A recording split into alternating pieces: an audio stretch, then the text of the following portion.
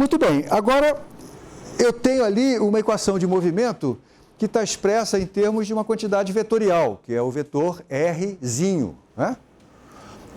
E eu vou, como próxima tarefa, transformar essa equação vetorial em equações escalares. Mas a primeira coisa que vale a pena mencionar é que, como o momento angular total é uma quantidade conservada, isso significa dizer que a direção do momento angular é fixa.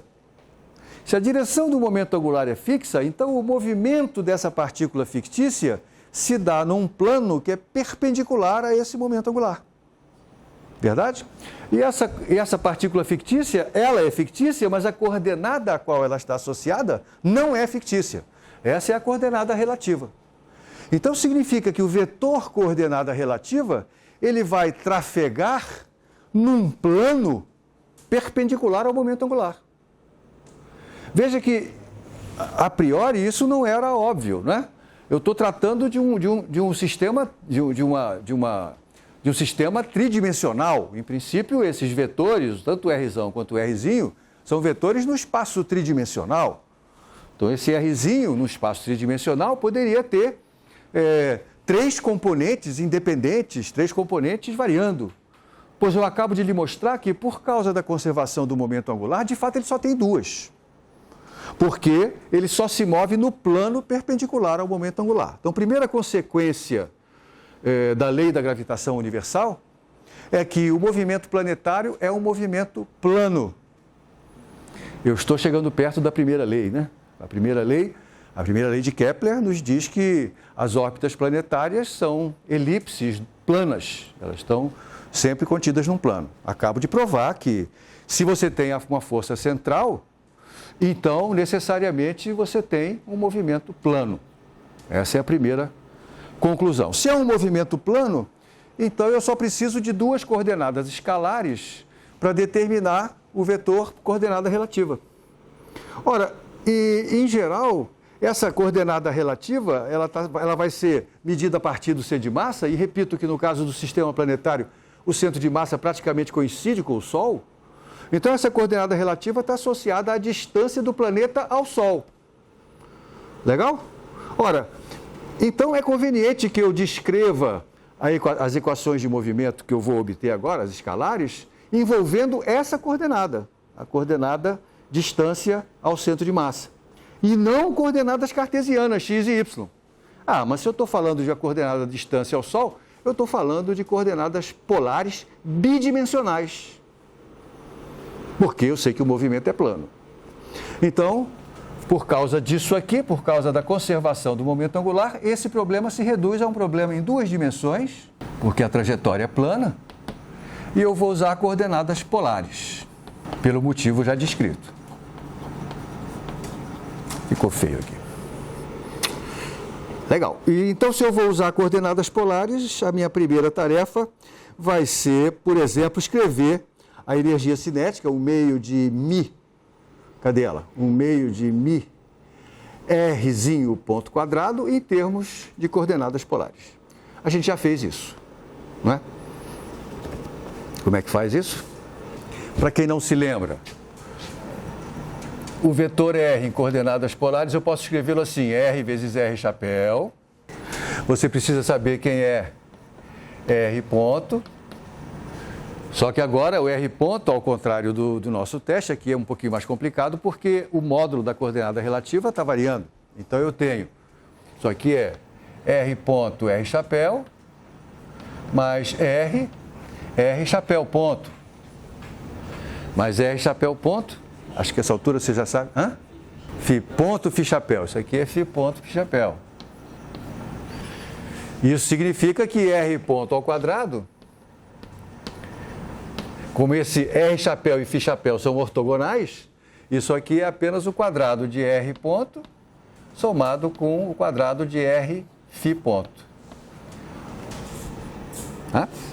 E, portanto, a nossa lagrangiana associada ao movimento relativo, agora eu vou usar, ó que bonitinha agora a lagrangiana, associada ao movimento relativo.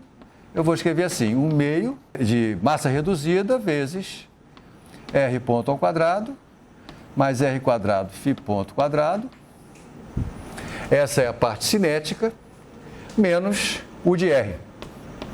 Outra vez, no caso planetário, a gente já sabe que é esse u de r, a gente escreveu aqui logo no início, menos gm1, m2 sobre r quadrado, sobre r, perdão.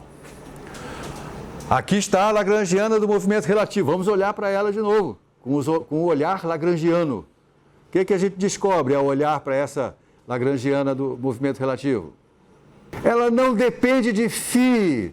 Ah, que legal. Se não depende de φ, nós chamamos φ de uma coordenada ignorável ou coordenada cíclica. E nós já sabemos que vai acontecer o quê? Uma lei de conservação. Legal. Então vamos obter essa lei de conservação? Para obter essa lei de conservação, a gente tem que ver... Lembra, isso aqui está associado ao fato de que d-ron de L e d-ron de Q é ddt de d-ron de L e d-ron de Q, ponto. Que agora quem está assumindo o papel do Q é o φ. Não tem dependência em φ, portanto, d-ron de L e d-ron de φ é zero. Significa que essa quantidade aqui, d-ron de L e d-ron de φ ponto, é uma quantidade conservada. Então, eu vou dizer que d-ron de L relativo, d-ron de φ ponto, que é, vamos obter essa derivada. Só tem esse termo aqui, né? Vamos derivar isso aqui para derivar em relação a φ ponto. Esse fator 2 desce, some com esse, fica μ vezes r quadrado vezes φ ponto. Isso aqui é constante. É uma quantidade conservada. Tem dimensão do quê? Isso aqui? Isso aqui tem dimensão do quê? Isso aqui tem, bom, massa vezes quadrado de distância tem dimensão de quê? Momento de inércia. Momento de inércia vezes velocidade angular tem dimensão do quê? Momento angular. Este aqui é o momento angular da partícula fictícia, que é conservado. Não basta ela ser fictícia, o momento angular dela é conservado, olha só. O momento angular da partícula de massa reduzida é conservado. Isso aqui é o nosso... Aqui eu vou usar o L minúsculo. Na verdade, esse L está associado ao movimento na direção, ou movimento no qual o φ varia, né? E aí nós temos o φ ponto, etc. Então, isso está associado a uma projeção do momento angular, que é a projeção perpendicular a esse plano, que na minha nomenclatura aqui eu vou chamar de LZ. Né? Na verdade, só existe essa componente, não existe outra. Então, isso aqui é constante. Eu acho que eu vou dar, acho que aqui nas minhas notas eu vou chamar isso. Eu chamei de L mesmo. Desculpa, então eu vou usar só L. Mas é que eu fiquei com preguiça de ficar escrevendo LZ toda hora, porque só tem essa componente, eu vou chamar de L. Né?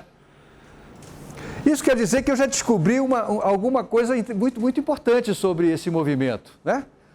Como isso aqui é constante, então eu posso dizer, por exemplo, que o φ ponto é L dividido por μ vezes R2. Mas olha só, o L é constante. O μ é outra constante, né? A massa reduzida do sistema. R é a distância entre essas duas partículas, a coordenada relativa. Pensa de novo no Sol e no planeta. O que isso aqui está nos dizendo, associado a alguma lei de Kepler que você já conhece? Olha o que acontece com isso aqui é a velocidade angular, não é? Ainda não é a lei da área explicitamente, né? Mas ela está associada a essa ideia, porque quanto maior for a distância, menor é a velocidade angular. Então, o ângulo varrido pelo vetor posição do planeta relativo ao Sol, ele varia mais lentamente quando o planeta está longe do que quando o planeta está perto. Né? Legal?